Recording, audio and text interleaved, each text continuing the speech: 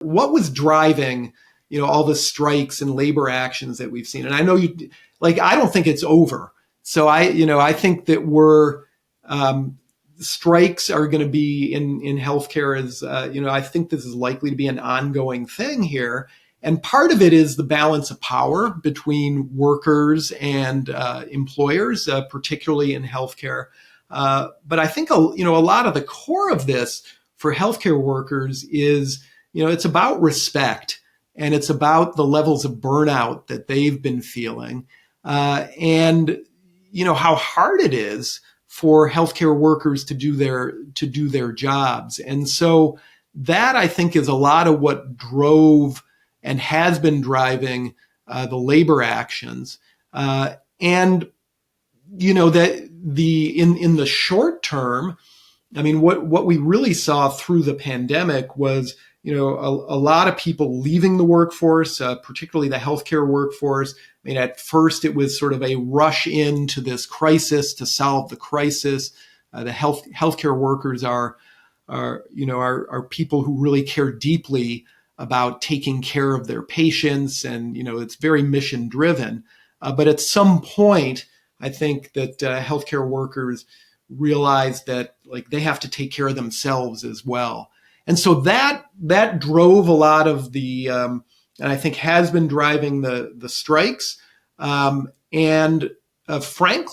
a lot of what happened over the course of the pandemic was workers who were looking at the deal they were getting in their organization and saying, I need something better. And they realized, I mean, this is particularly true in nurse staffing. I think they realized that in a lot of ways, what the world of contingent work, travel nursing in particular, was sort of ground zero of that, offered a better deal, better pay, better hours, more flexibility, more control, all those sorts of things.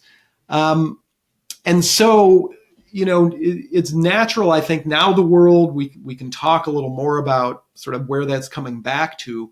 But I think that, hospitals and healthcare organizations are sort of realizing now that, the way to solve their talent issue in part has got to rest in improving the deal for their core workforce.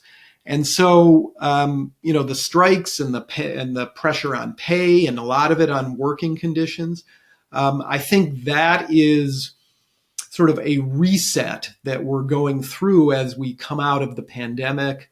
What we've seen in healthcare staffing was a huge run up in 2020, 21, 22, and then a coming back to normal in 23 and now into 24, still at elevated levels from before because, the crisis in shortage of workers is still so intense.